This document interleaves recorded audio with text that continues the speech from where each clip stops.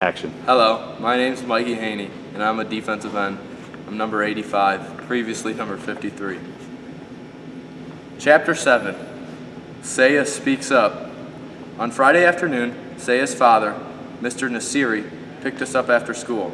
He had a friendly smile and gentle eyes, but he was as quiet as his daughter. Saya lived in a tall building, so Mr. Nasiri carried my cage up 1, 2, 3 flights of stairs to their clean and quiet apartment. Mrs. Nasiri opened the door for us. She spoke to her husband and daughter, but I couldn't exactly understand what they were saying. "Hummy, hummy," a little voice called out. Saya's little brother, Derek, toddled toward the door to greet me. "Say, Humphrey," Saya gently corrected him. "Hummy," he said.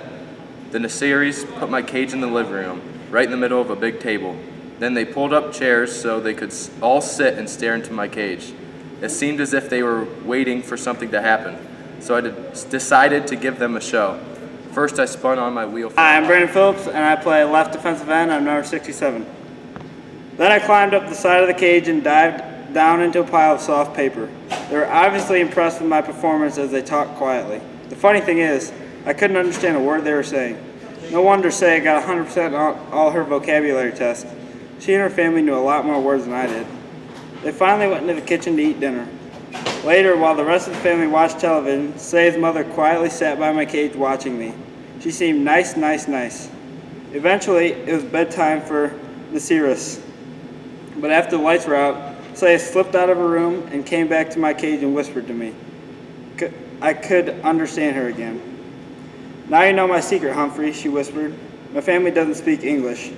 Well, my dad does a little, but he's shy about it. Mom hasn't learned any English at all, and Derek's too little." "I understand," I squeaked. "And that's why I don't like to talk in class," she explained.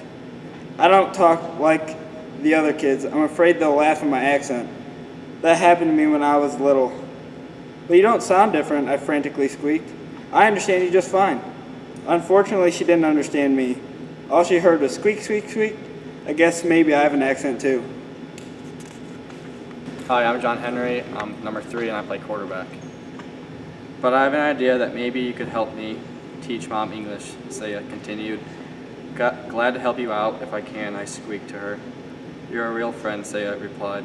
See, she understood me after all. The next day I dozed until late afternoon when Saya led her mother back to my cage. Humphrey only understands English, Mama, Saya said. Speak English, say Humphrey. Saya's mom looked a little frightened, but she tried. "Humphrey," she said. "Humphrey," Derek cried as he raced into the room and climbed into his mother's lap. "Say hello, Humphrey." Saya gently instructed her mother. "Hello, Humphrey," Mrs. Nasiri said. I squeaked, "Hello," right back, and she broke into a huge smile. "Hello," she said. "Good job," I said. Well, things went swimmingly from then on. In a matter of hours, Saya's mom was saying, "How do you do? Nice to meet you. Would you like some water?" Even when Saya and Derek left to go to the store with their father, Mrs. Nasiri kept on talking. I let her know I understood what she was saying by wiggling my whiskers and hanging out by one paw from the top of my cage. "Good boy, Humphrey," she said. My name is Jack Yeager, and I play offensive and defensive line. Saya and her father were amazed at Mrs. Nasiri's progress when they returned. The family spent the rest of the evening practicing English. First, Saya pretended to be a guest at the door. She went into the hall and knocked. Her mother opened the door. "Hello, Saya," she said. "Won't you come in?"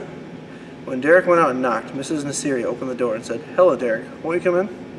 He rushed in and toddled right over to the table, shouting, "Humphrey, Humphrey!" Next, Saya convinced her dad to practice English with her mom. "What time is it?" asked Mrs. Nasiri. "What time is it?" Saya corrected her. Mrs. Nasiri got it right the second time. Then Dad looked at his watch. 7:15, he answered. "Would you like some tea?" Mrs. Nasiri asked. "Yes, please. I would like some tea." Mrs. Nasiri answered. Guess what? They had a tea party right on my table. As a reward for all their hard work, I spun my wheel as fast as my legs would go, and they all cheered. Later, after the lights were out, Saya slipped out of her room to talk to me again. "Thank you, Humphrey," she whispered. "My mom said she's ready to go to English class now, but I wish you were the teacher." "So do I," she squeaked, and I meant it. My name's Andrew Brogan. I'm number 15. I play middle linebacker. There were more English lessons on Sunday, and Saya showed Derek how to clean out my cage. Suddenly, the boy began to giggle.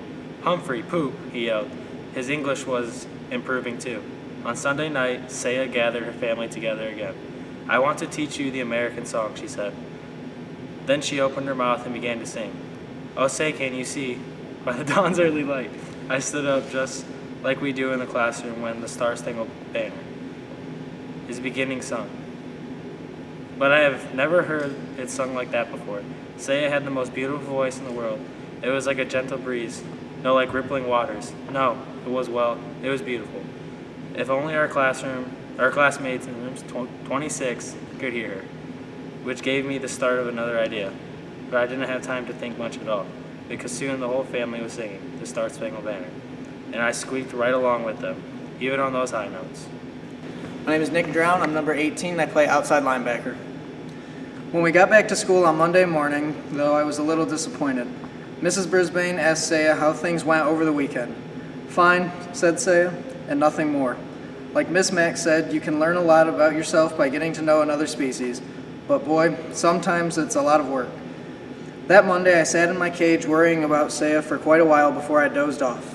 When I woke up, I noticed that room 26 had changed. The bulletin board was covered with brightly colored leaves. The tops of the chalkboards were lined with big paper witches, ghosts, and skeletons. Hanging from the light fixtures were black crepe paper bats. Then I looked to my right and gasped. A horrible, huge orange face with an evil grin was staring directly at me. I jumped back, my heart pounding. Devin Cleghorn, I'm number 37, and I play running back. "Hey, Humphrey, don't you like old Pumpkinhead?" AJ whispered me from a seat nearby. "Look, Humphrey's scared of a little old jack-o'-lantern," Garth said. "Scaredy cat, scaredy hamster." I stood up straight and looked as unscared as I possibly could. "Quiet, Garth and AJ," said Mrs. Brisbane. Then she quickly returned to a math problem she was writing on the board. Suddenly I noticed a little movement in the center of the room, a murmur, a change. I looked over, and yes, Saya had her hand up. Everyone noticed it, except Mrs. Brisbane, who had her back to the rest of us. "Mrs. Brisbane," Heidi called out. Without turning, the teacher said, "Raise your hand, Heidi." Now Heidi had her hand raised as well as Saya. "Well, what is it?"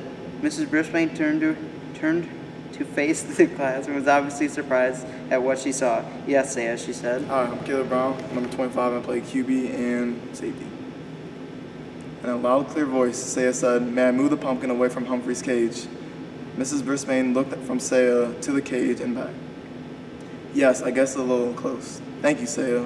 Saya rose and hurried to my table to push the ugly old jack-o'-lantern away. She didn't say a word, but she winked at me and I knew what she meant. "Heidi, do you want to say something?" Mrs. Brisbane asked. "Not anymore," she said. Everything went back to normal until the bell rang for recess. As my classmates all scattered and ran toward the door, Garth paused by my cage. "Scaredy cat," he muttered. Then he moved the pumpkin right up against my cage again.